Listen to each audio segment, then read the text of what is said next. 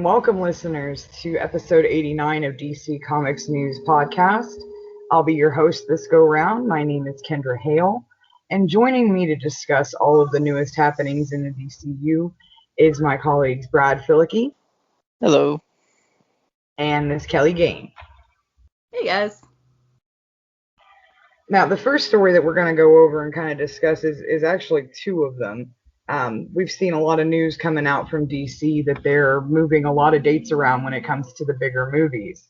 And some of the ones that were affected were ones like The Flash, of course, The Batman, Black Adam. What do you guys think about that, about all these date changes that they're doing? Brad? I think that this is to be expected. We're still getting back on track with movie releases, and this is just going to keep happening. Regal just decided that they were going to close down theaters for the rest of the year in America. So things like that, this is just not surprising.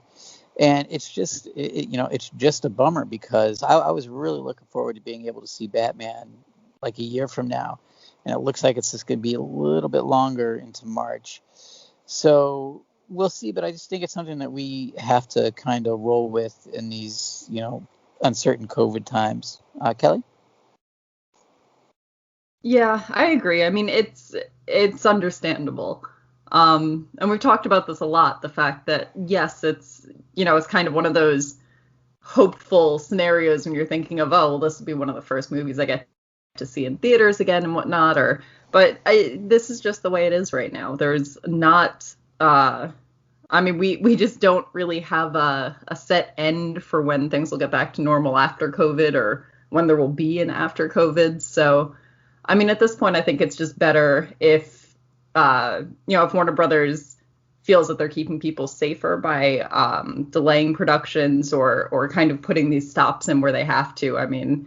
It's all for the best. I would much rather have to wait an extra couple months to see a movie than find out that there's some sort of secondary breakout around one of these sets.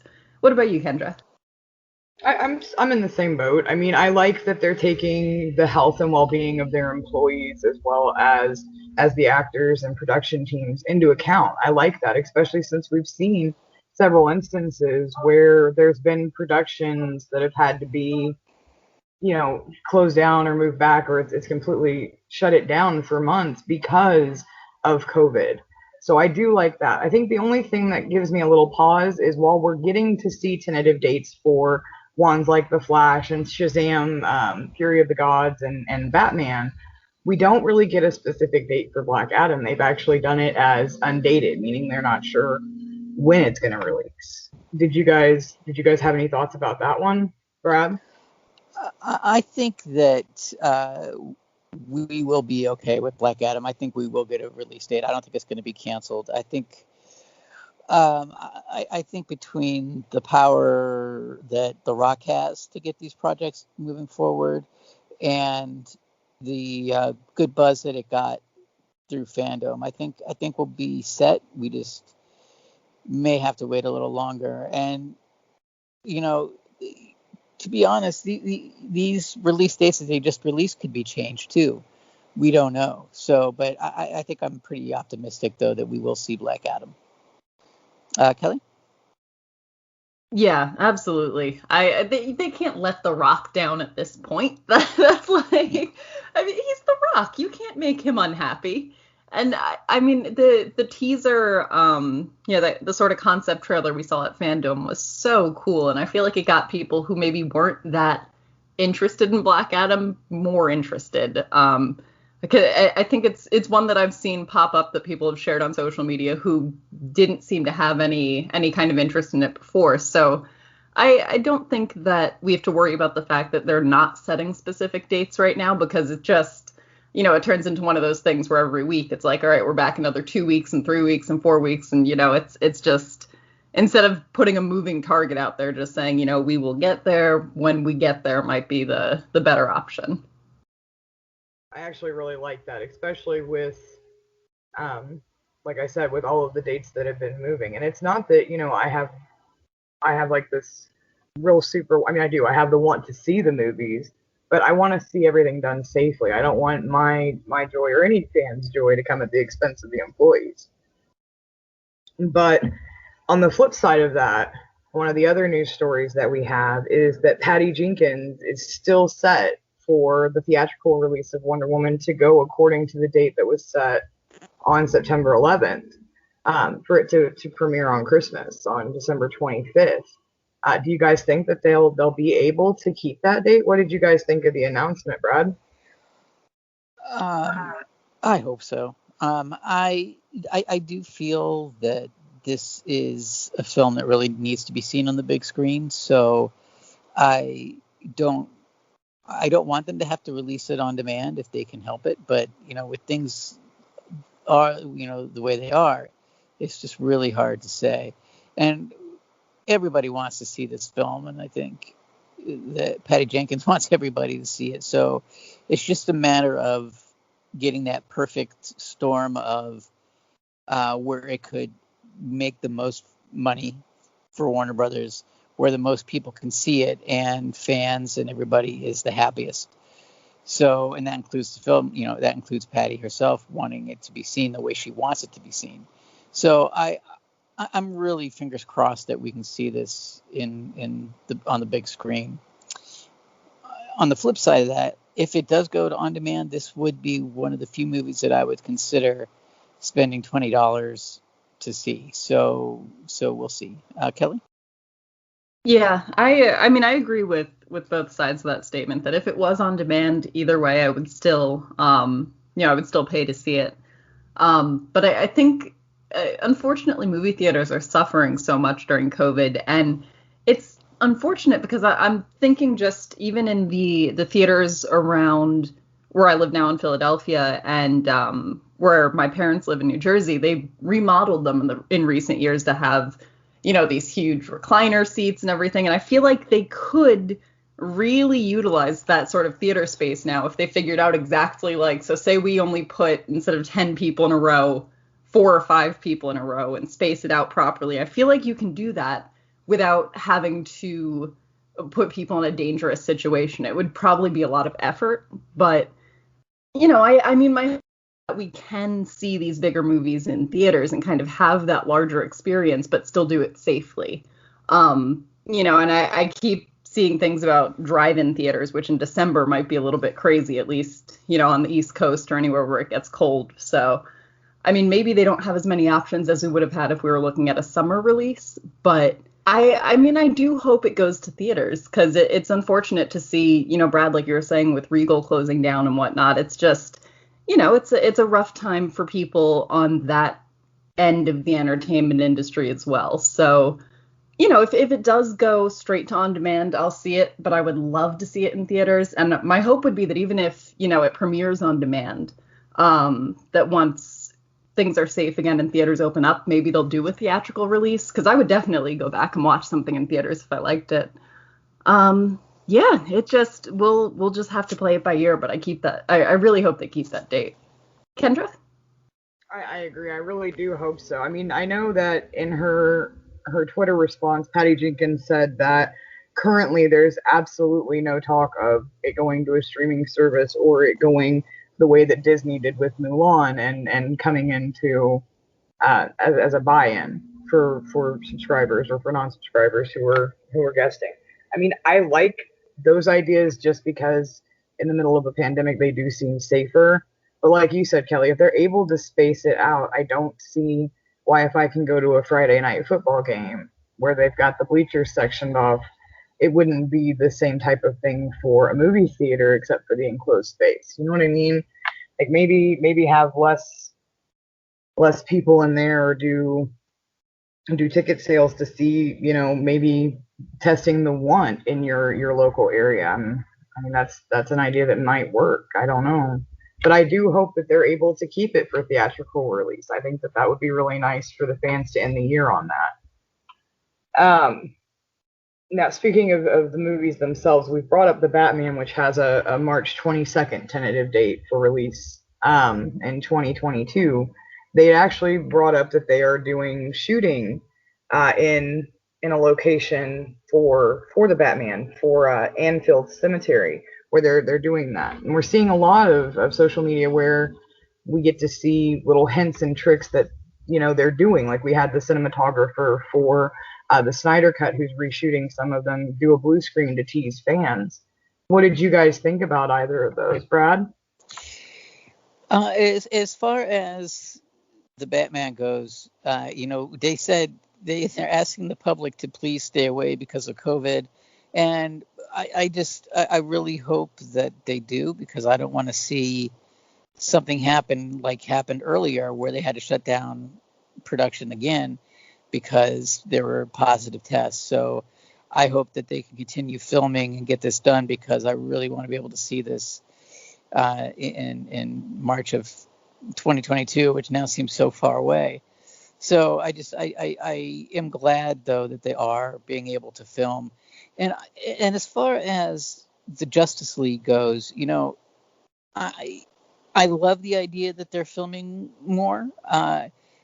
But it's the same thing, is that I hope that these productions don't have to shut down, and that this gets delayed as well, because it looks like we're going into 2021 with all these delays, that the Snyder Cut may be one of the biggest superhero movies, if not the biggest superhero movie of 2021. So I hope that that doesn't get delayed as well. Kelly?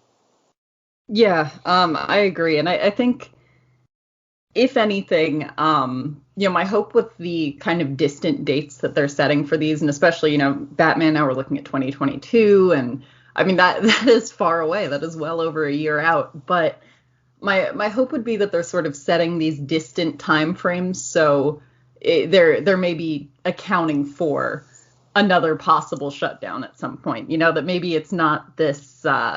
It's not like, all right, well, if we get everything on track right now, that's the earliest possible date, but that maybe they're giving themselves leeway just in case we have to shut down again, just in case, And it is good that I think once they know that their staff is clear and they have the go-ahead to go and film somewhere and do it safely, just getting as much of the movie as they can get filmed and actually produced, done now, because, who knows what 6 months from now is even going to look like. I like that they're still moving forward. And my hope would be, I think, well, I'm going to once again be the pessimist here, but even though you can't necessarily trust people to be responsible as far as COVID guidelines and, hey, try not to get other people sick, they're filming in the UK, and maybe over there, it's not as hard to tell people, like, no, just wear a mask, stay away. Don't go on set. Nobody wants you here. As long as they're safe, and as long as we get to see this movie at some point, I can forgive all the little time glitches in the meantime, because, I mean, this year has just walloped us all. Kendra, what do you think? I agree. I mean, this 2020 has been a doozy, and I don't think there's a person out there who can't say it hasn't been. So I mean, I'm excited that this shooting is resuming. I'm really excited to see that, with all of the hype that's been going on with the Snyder Cut, that we're getting to see that there is potential movement forward for it, so that when the release comes out, it keeps building up that hype. So I really am excited to see that kind of stuff. So I mean, I guess the best thing to do is just to cross our fingers, because it could go one of two ways, and hopefully it goes the good one. When it comes to the next piece of information that we got, the next news bit, this one is actually one of my favorites. It's the Marvel versus DC. The little short clips that are coming, little episodes that are coming to the streaming service Quibi. Usually about 9 to 10 minutes in length, so it's a little bit different. It's kind of like watching a YouTube video almost. But it's going to be based on a book by Reed Tucker, and it's called Slugfest, inside the epic 50-year battle between Marvel and DC. And what was cool about this is that we got to see that at the New York Comic Con, it was revealed that Kevin Smith is going to be doing the narration for these shorts. And it's supposed to be an in-depth, so I'm super excited to see what they're going to bring to that. What about you guys, Brad? Yeah, I'm excited. I think it's an idea that's time has come. I'm surprised there hasn't been a documentary about this before, because it is one of the most, popular, well-known kind of fights or rivalries ever. So it's about time. And I am curious to see how they pull it off in these short video formats. I have watched some Quibi shows that I've actually liked, but they haven't been documentaries. So this should be kind of fun. And I think Kevin Smith is the perfect host. And I've been kind of fighting watching the first episode because they played it at the panel, but I think I'm going to go back and watch it and just kind of to get excited about it. Kelly? Yeah, I very much want to see this. And I think my initial thought reading this article was like, what is Quibi? Why is there another thing that I have to download to watch things on? There's so many streaming services I have right now. I think I spend more time, like, how you spend a lot of time on Netflix looking for something to watch? Now I'm just like hopping between apps, like, okay, which app is most likely the one that has something that I want to scroll through on? It's very frustrating, but this documentary might make it worth it because this is such an interesting story, and it's so kind of deeply entrenched in comic book fans. Like, I think deep down everyone has a preferred favorite, even if they love both. Everyone has the one that they kind of lean to more out of Marvel and DC.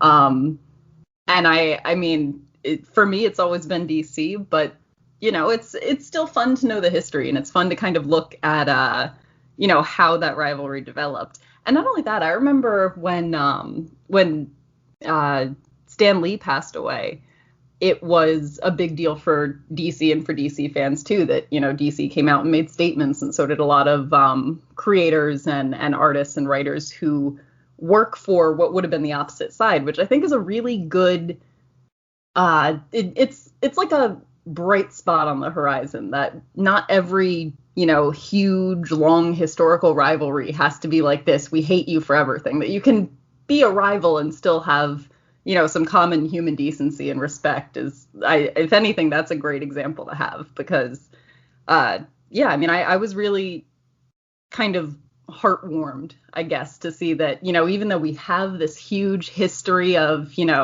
so-and-so suing over this character is too much like that character, yada, yada, they still have that base respect because they share fans. What do you think, Kendra? I like that too. I like to see that we're getting like almost a behind the curtain sneak peek of this beef that has been going on between these two rival comic company producers for forever. Not only the characters, but I'm also hoping we get an insight into some of the stuff between the creators and the owners. I mean, I think that would be something really cool. It would be like watching Jim Henson go at it with Stan Lee or with Disney. I would love to see it. So I'm here for it because I want to see and know all of the information. But that was the last one for the movie updates, and then we get to move into TV information that we've learned, news that has come across for DC. And the first one features a company that all of us have been keeping an eye on for the Harley Quinn series with HBO Max.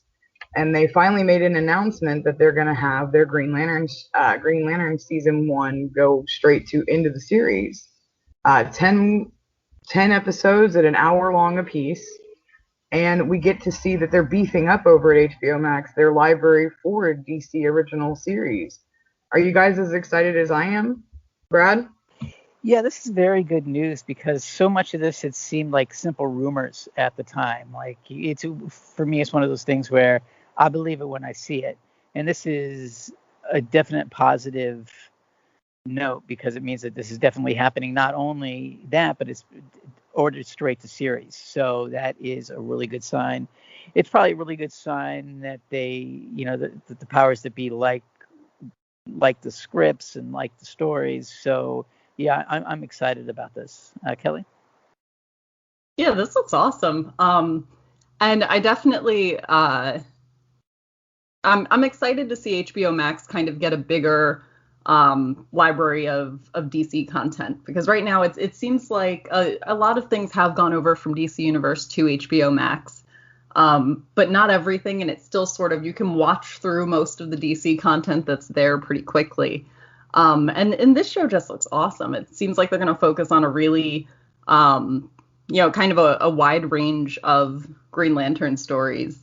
And yeah, I really do want to see this. And I think one of the things that I've mentioned frustrates me is we'll see new DC content coming out, but it'll, be like, well, this one's going to the CW or this one's going to, whatever else. And it's like, well, what about HBO Max? Because we all hopped over to HBO Max and it's still, not everything's going there. So the fact that they're kind of outwardly creating this content saying, this is what we're making, this is when it's coming out, this is, this is its home, is I think it makes me feel a little bit better about just the entire, what streaming service is what debacle. What about you, Kendra?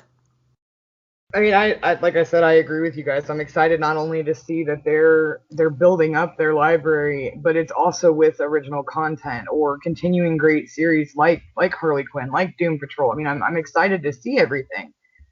So, I mean, it gives hope. It gives hope that these series are going to continue, that they're in a good place where they're going to have the freedom not only to tell the stories that they want to, but to give the fans the great services that they've been doing when it comes to these shows.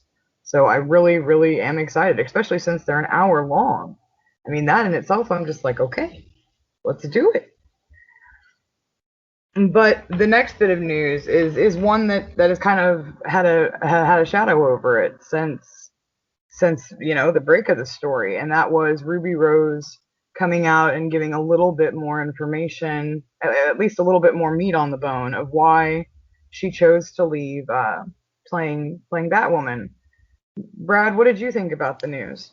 I think there wasn't a whole lot of meat on those bones even now.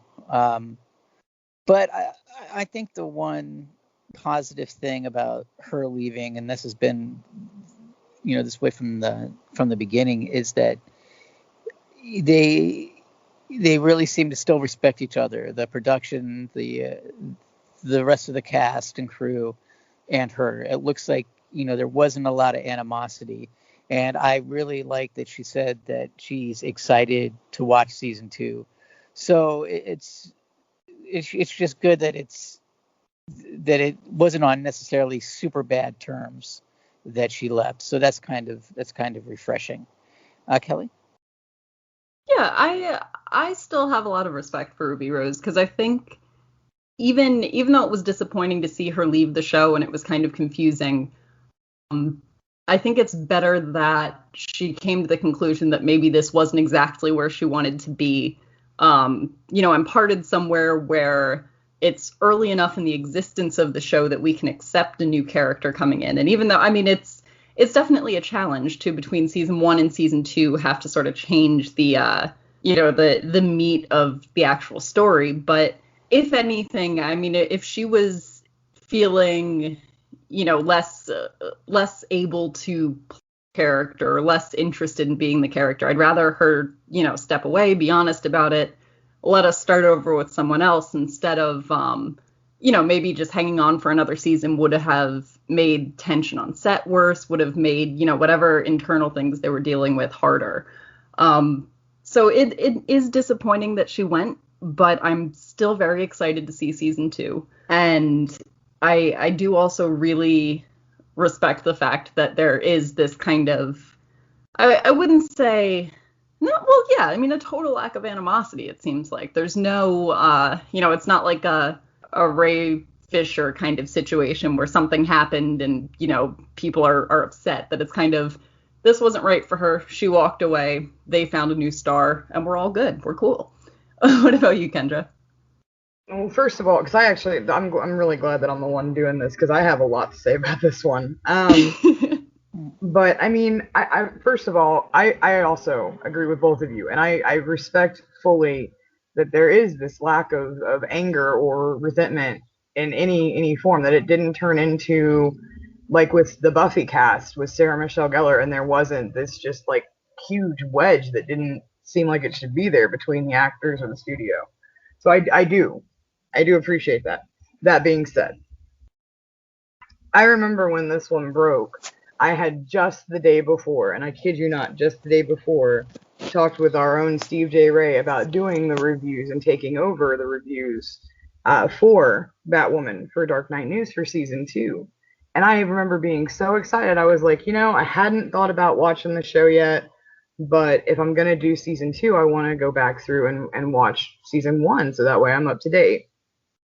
And the very next day when I had sat down to watch the show was when the news broke that she had left.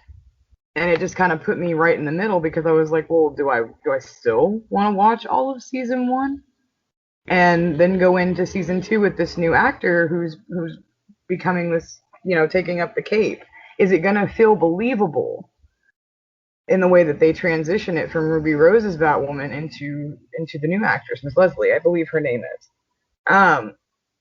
And that's where I just kind of got stumped. And I still feel stumped because I don't know if it's worth it. And there's so much, like for me at least, as a new person coming into it, there's this haze that's over it because do I even want, I don't want to say waste my time, but do I even want to pick it up when it's going to change so drastically and I already know that it is? So, I mean, what about you guys? Did you guys watch the Ruby Rose season, Brad? I watched most of it. I still have to catch up. I did like it though. It wasn't a matter of not watching it because I didn't like it. I just haven't had a chance to go back and get all the way caught up. Kelly? Yeah, same. I don't know exactly what episode I'm at. I was trying to actually count it out in my head, but I would say I'm about halfway through the Ruby Rose season, and I think I stopped watching it a little bit before. I think I stopped watching a little bit before the COVID shutdown, and it was just purely, I had other things on my list that I was a little bit more involved in to watch. So I think internally I'm not so deeply attached to the character yet that I, feel like there's going to be this huge rift when they change her, because it's like, well, I've seen, maybe 5-6 episodes. I haven't seen, it's not like I've been watching her for seasons and seasons. So it's one of those things where I'm like, all right, well, I did 5 episodes with one Batwoman. I could try 5 episodes with another one. Why not?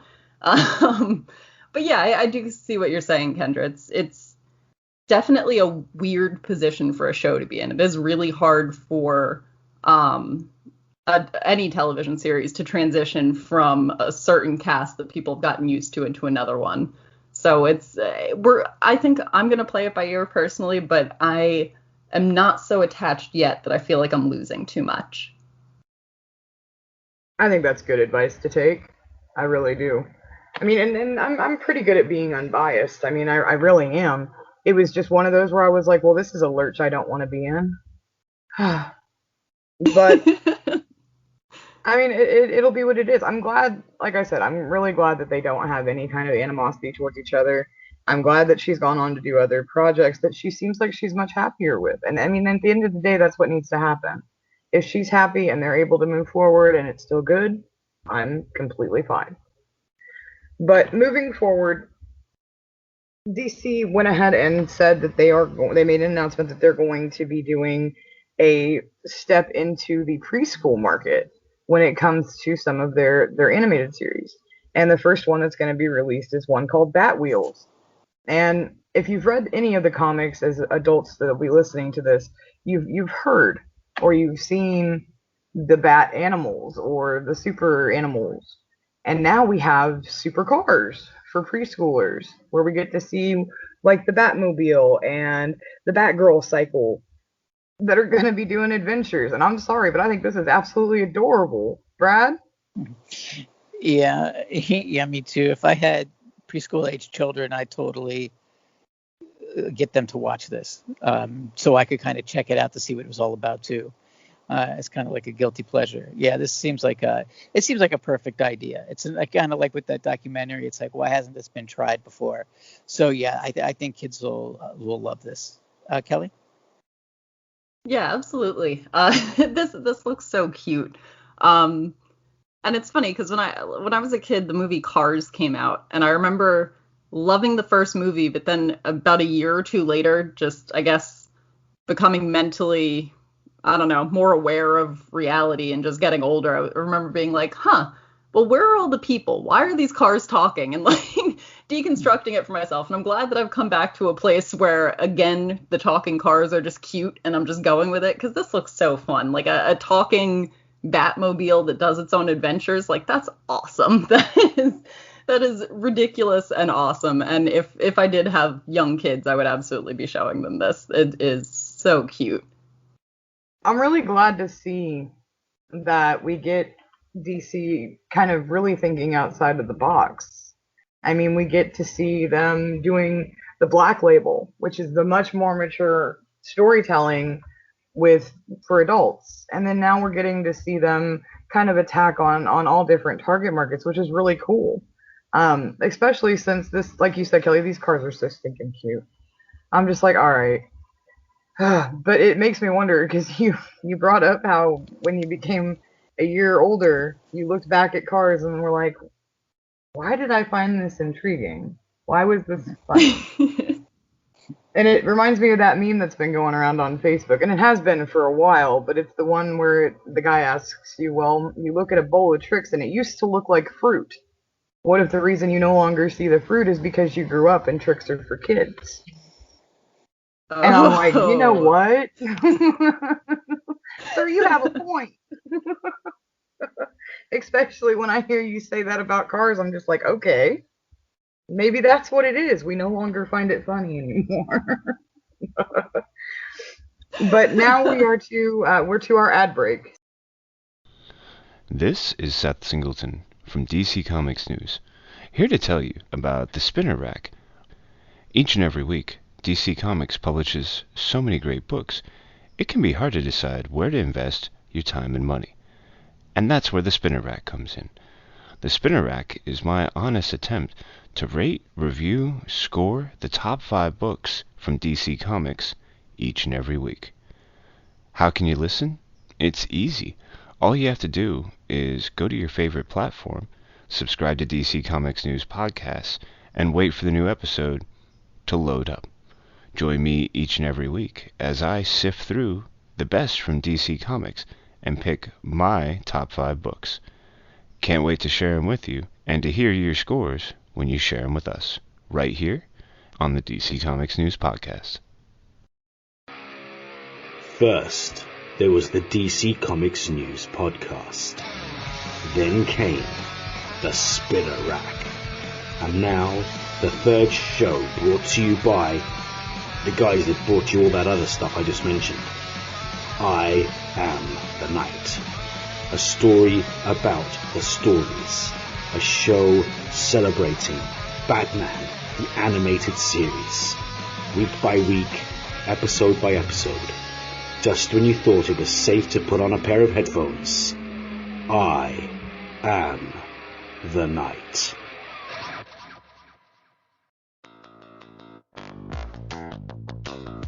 Hello listeners, this is Tony Farina from DC Comics News and an occasional guest on Comics in Motion. I'm pleased to announce a new show called Indie Comics Spotlight.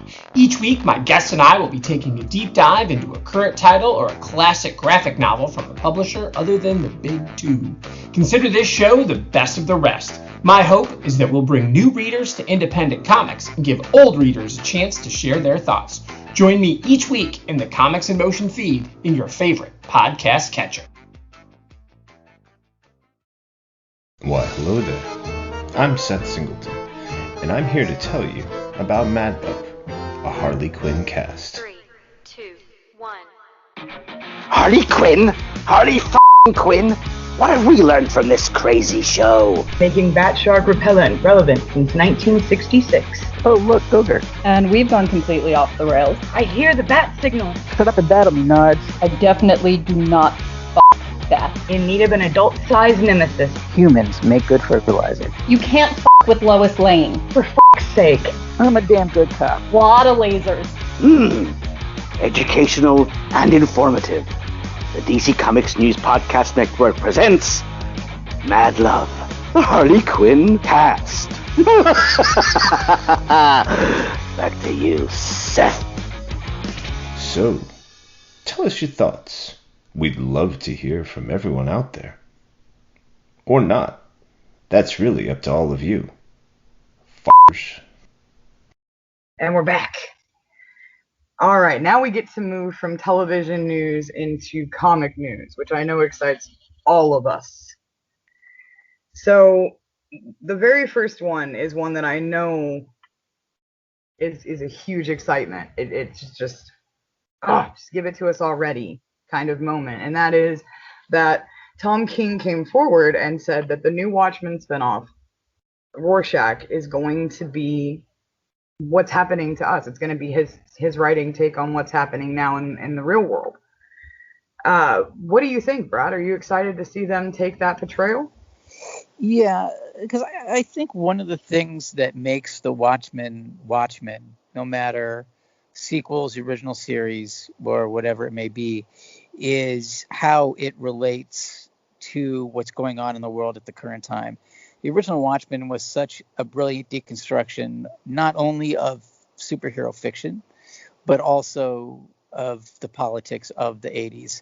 And I could say the same thing about the Watchmen show, how it deconstructed what a superhero show could be, and also what, a lot of the racial divide is going on in America and things like that. So if this series didn't address current events, I think that it wouldn't necessarily feel so much like a Watchmen story.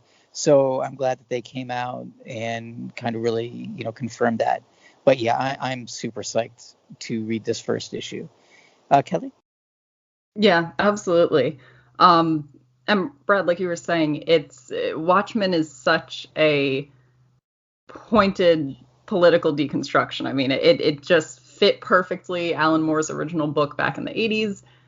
It fits perfectly the show we saw on HBO. I'm really looking forward to this book. I think I'm both anxious and excited in equal measure, and just anxious because sometimes it is really difficult to sort of look reality in the face. We've said earlier, it's been a heck of a year, and we are living in some pretty intense times. But if anything, Watchmen is a story that comes out of a volatile political and social time period, and it comes out of that tension and that anxiety and fear and worry. And what does that do to people? And what does that do to our idea of what it is to be a hero?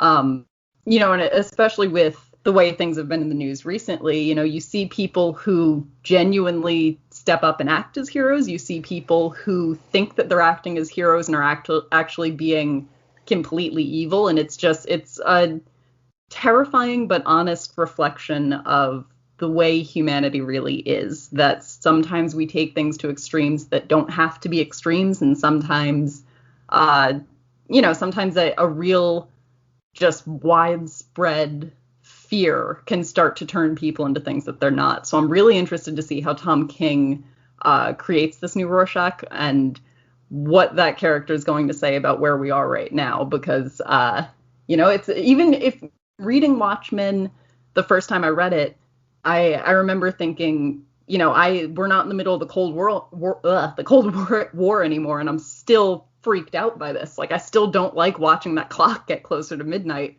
So I think a modern countdown like that will just be terrifying and awesome. What about you, Kendra? I'm in the same boat. I mean, I am completely enthralled with any news that comes out about the new Watchmen series, especially when it's this one. I mean, Tom King has already had such an amazing run with Heroes in Crisis. I mean, we've gotten to see that he can definitely do broken when it comes to somebody who's either in the anti-hero or hero in this case, in that role when it came to Heroes in Crisis. So, I mean, seeing his writing there lets me know that giving him Rorschach is going to be like putting him in the middle of a ball pit and just letting him go. Like, just have fun with it and run with it. And I'm excited to see what him and the artist will bring to this, especially since it's going to be Black Label, which gives them even more freedom and should be where Watchmen is concerned. But with the next one that we got, it is the Wonder Woman 1984, the comic series, the variant covers that we got a sneak peek at. Brad, did you have a favorite? I don't know if I had a favorite. I really like them all, and these covers are just such a perfect example to demonstrate exactly why Wonder Woman is such an iconic character. Even the covers that are made to look like Gal Gadot and the ones that are the more traditional Wonder Woman, they all capture that classic look and the classic power of the character.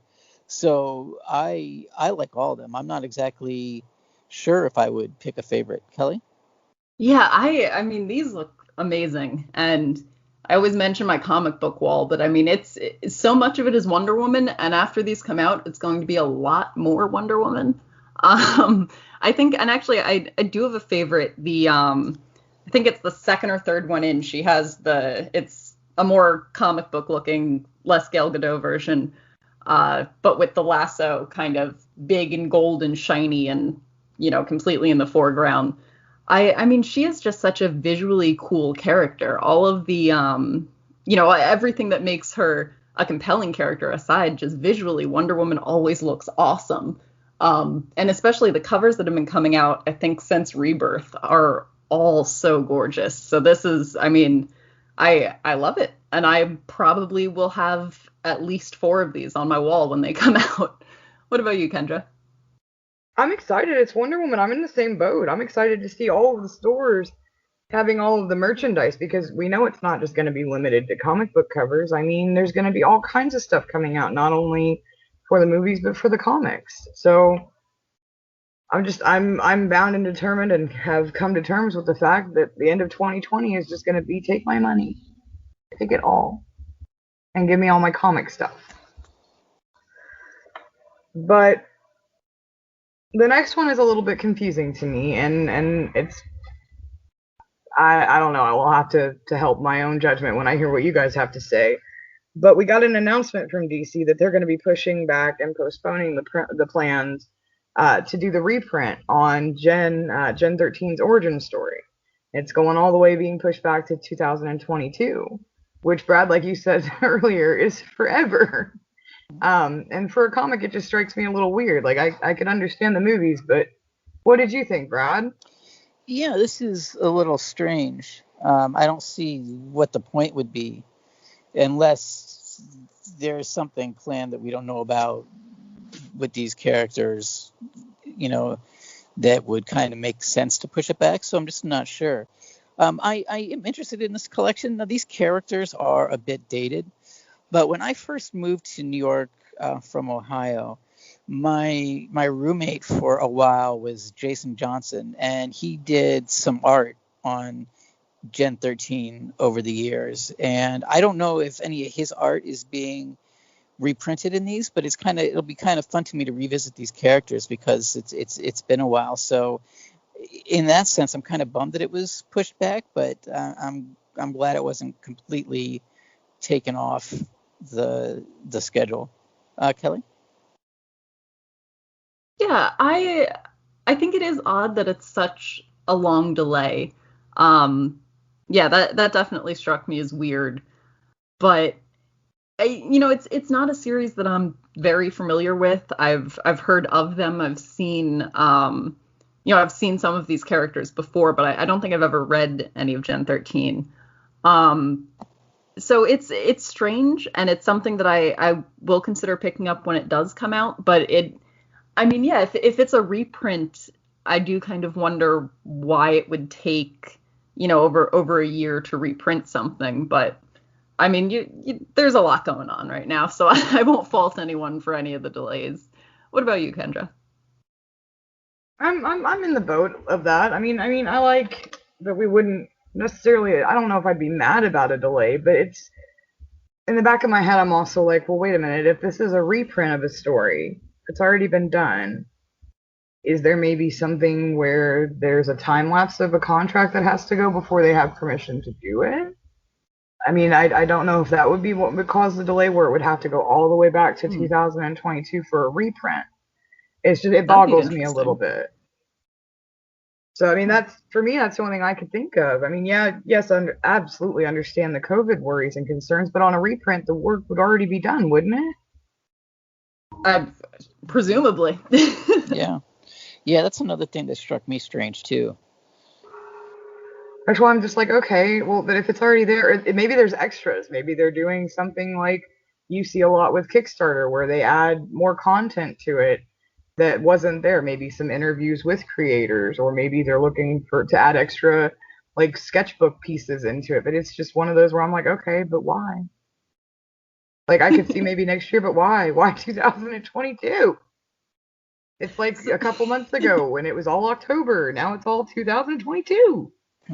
It's the safe deadline. 2 years down the line. Oh, Lord. What world will we be living in 2022? I don't know, but I know we're going to be referencing this episode. Like, you remember all those hopeful joys? What happened? Please let some of them come true, my God. Right. Mm-hmm. But the next one is a little sad, so I'm glad we had a little moment of levity there for a second, because with all the hits that comic book retailers have been facing with COVID and with distributions and pushback dates, UK, one of the distributors for Diamond out in the UK was robbed, and they had to shut down production. So this doesn't necessarily affect any of us here in the States, but for people like Steve J. Ray, their comic book delays might happen for a day or two, since they won't be able to reopen until Tuesday. Brad, what do you think about the news? Yeah, what a way to kick comic collectors when they're down. This is just crummy news all around. I'm hoping that maybe the break-in, they didn't take as much as they originally thought they took, to get some kind of comfort from what happened. But this is just really, really crummy. What do you gain by robbing a comic distributing warehouse? It just makes no sense. Kelly? Yeah, this kind of makes me angry, because if you're a comic book fan, then I think you would understand that we're already in a terrible situation from COVID, and stores are already struggling. We're already having a hard time. So why would you do something like that? And if you're not a comic book fan, then why would you rob a comic book warehouse? It just doesn't make sense. And I don't know. It's such a pointedly cruel crime to do it at this stage in just the world. I mean, everything has been delayed, so the stuff that can get out, the fact that, we can keep books on shelves and keep stores open and keep fans reading, that should be a victory in and of itself. So the fact that someone would then take it upon themselves to disrupt the little bit of a working system we actually have going is just, I mean, if we were on the Harley Quinn show, I would have a lot of extra words for what that is. But I mean, it's just rude and terrible. And I really hope they figure out who did it and why. And I mean, I just can't see the value in it unless you want the books to then resell on, resell elsewhere or something like that. But it just doesn't, I don't know. It's just bafflingly terrible. What about you, Kendra? I also wish that we could have a mulligan, but I know Josh would all yell at us, so no mulligan. No cussing. We're not on Harley. But I mean, it makes me so mad. It's like the people who, when the COVID first hit and the pandemic first started coming down, the ones that were out buying all of the toilet paper, all of the paper towels, all of the Clorox wipes, and hoarding it, and then reselling it on local shops, or like on the Facebook groups. And it's just it's deplorable. It's horrible. I can't imagine what would go through your mind when you're like, oh, okay, what are we going to do, Pinky? We're going to go steal some comic books. I don't get it. It doesn't make any sense to me why they would do that. And like you said, Kelly, the disruption of the little bit of normalcy that we've gotten, the joy of being able to go into a shop, or to have your file pulled and you get to see that week's comics. That's a joy. And for some people, they're not going to get that, and that makes me so mad. There's just no reason for it. Do better. But the next one, at least, is a bit of happy news when it comes to the DC Far Sector writer, N.K. Jemisin. I hope I said that right, and if I didn't, I'm sorry.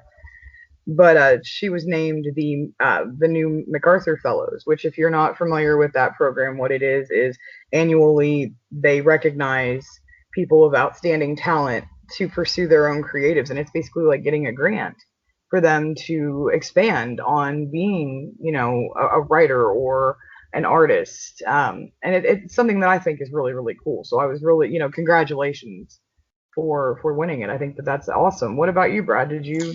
Yeah, this is really, really cool. I'm really happy for her, and I hope that maybe that she can keep continuing on with comics. And she's got some prose novels, but I've enjoyed Far Sector, so I'd love to see her expand into the world of comics more. So, I just congratulations to her, and that's really good news. Kelly? Yeah, I haven't read Far Sector, but now I really want to, because that is, that's an incredible honor to get, and just reading, their reasoning for her. Wow, I need to read some of this woman's work, because that sounds awesome. I do actually really, it warms my heart to see comic book creators or comic book writers get recognized for, the art of what it is that they do. So even, whether it's her prose novels, her comic book work, just to be able to recognize someone as, you're really talented. And even if it's whether you're writing about superheroes or writing about fantasy, or, it has value to society as a whole. And I think, if anything, the MacArthur program is a huge, huge indication of that. That is absolutely awesome. And congratulations, because that is that's just incredible news. Kendra? I'm in the same boat. I think it's I love seeing it. And I love seeing that, we get to see this bright light, and it's this support for fellow creators, because, you get to see it all the time. It's not easy always to be a creator. It's not, you pick up your pencil or your computer or your tablet and you immediately become this well-known, well-wanted, artist or writer. So I really love that we're getting to see that art and that support in the art community. I love it. That was the good news. And to follow it up with more good news, the next bit of information to come in was for the Batman Catwoman #1 that's set to be released in December. And we get to see all of the artists that are going to be contributing not only either variant covers, but who are going to be doing the main covers. So we got Jen Bartel, Gabrielle Dell'Otto, Bruce Timm is going to be contributing a cover.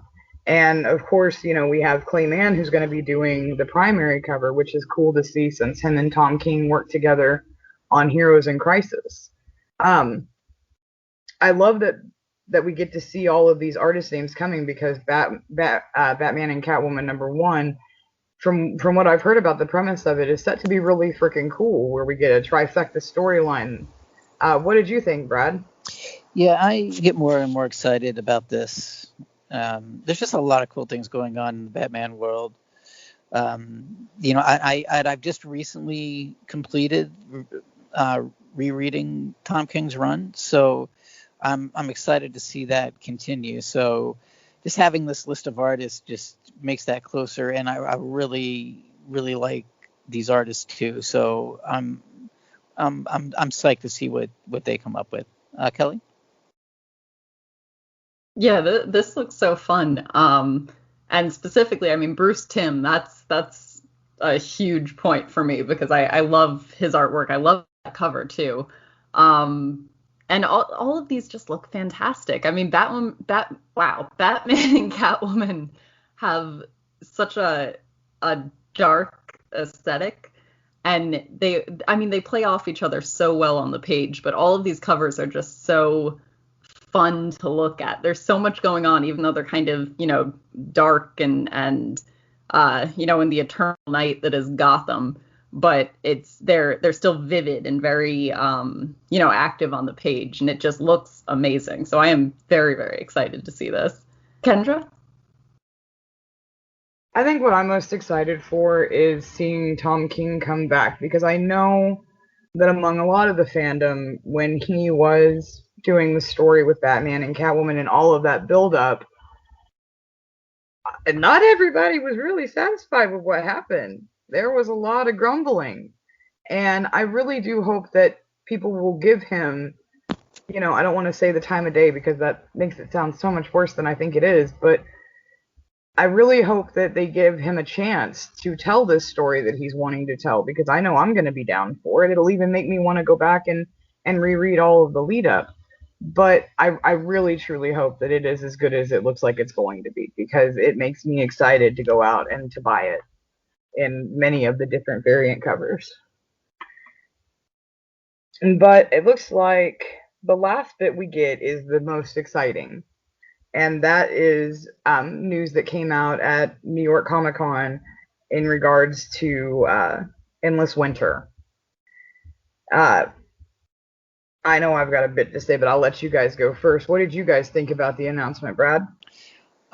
This looks like it's going to be a lot of fun. And it looks like it's going to be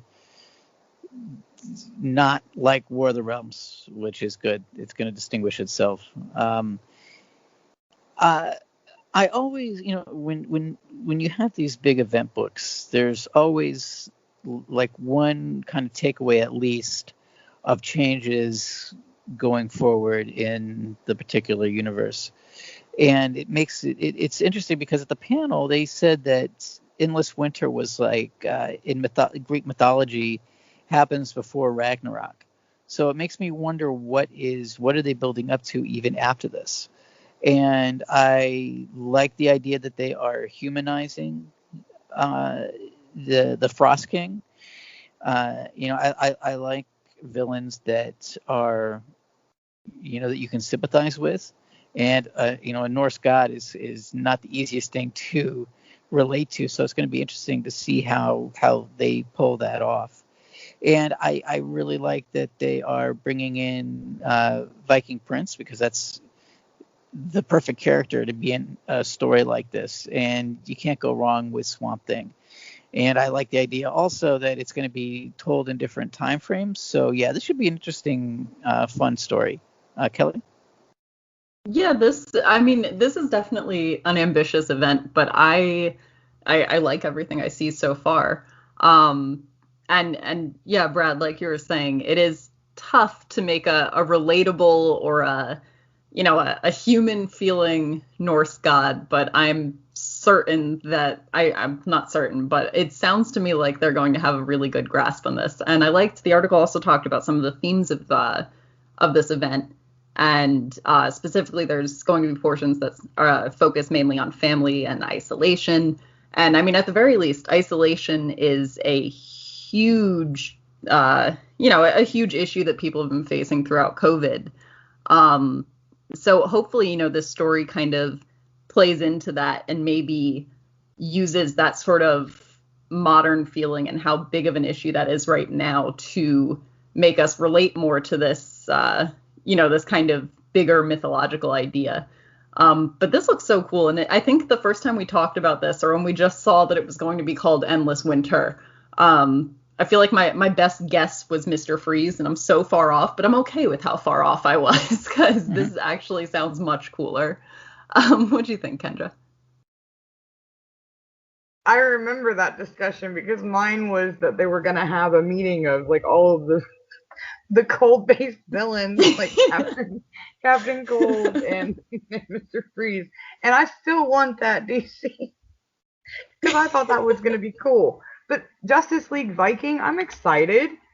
I think that that's going to be so cool to see all of these well-known and beloved characters in the past, and to see them bring that to life. I think that's going to be really cool, and to see them intertwined. So I'm excited for it. I'm here for it. I can't wait to see what else is going to come from it, because we're going to see it listed in the article here all of the titles that are going to be included in this expanse, and I'm just like, okay.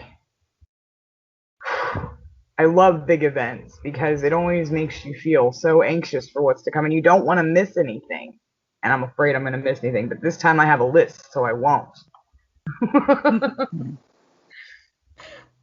But I mean, that's really all the news that we got this weekend. I mean, it was a lot. There was a lot of big things that came out. Was there any one that caught your eye specifically, Brad? Well, I think the Endless Winter definitely grabbed my attention, and also the Rorschach story. I'm so used to stories of delays when it comes to the movies that none of that struck me as much of a surprise. I'm more surprised at this point when things actually get released. So, yeah, I think the Rorschach and the Endless Winter were my favorite stories this week. Kelly? Yeah, I think definitely the Rorschach. That one specifically, just it's like that weird mix of like I'm so excited and I'm so anxious because I know it's just going to be emotionally devastating to read, but I still want to read it. So that's the big one for me. And I mean, Brad, like you said, this whole year's kind of been the delay game, and it's all reasonable delays. So I think, we're just going to have to expect to continue hearing stories like that, foreseeably through to maybe 2022 at this point. But there's still great stuff coming out, and that's the most important part. What about you, Kendra? Oh, it's so hard for me to pick one because a lot of these were exciting. I loved getting to see the different artwork for the covers that are coming out, not only for Wonder Woman 1984, but also for Batman, Catwoman. I keep trying to fuse their names together, and it can't work because there's already a Batwoman. I had to pause myself. I'm like, dang it, stop trying to ship them. Batcat.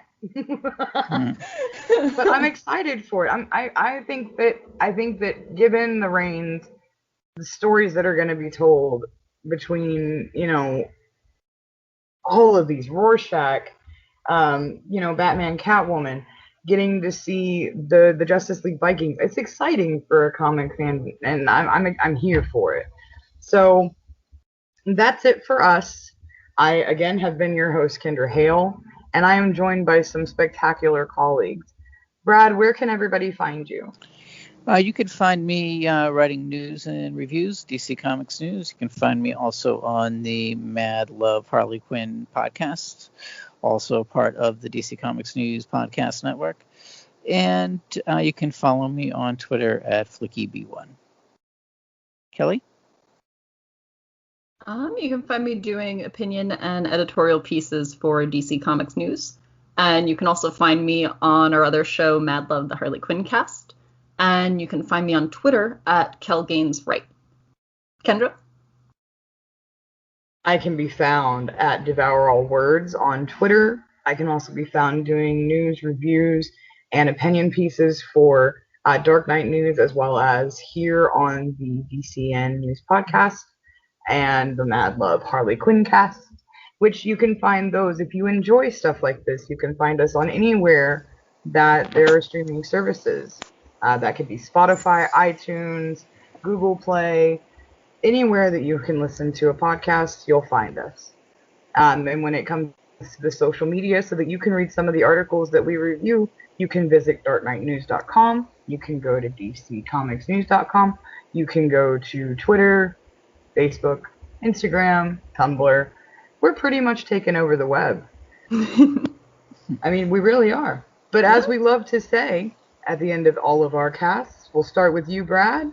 Everyone should read more comics. That's it, guys. Bye.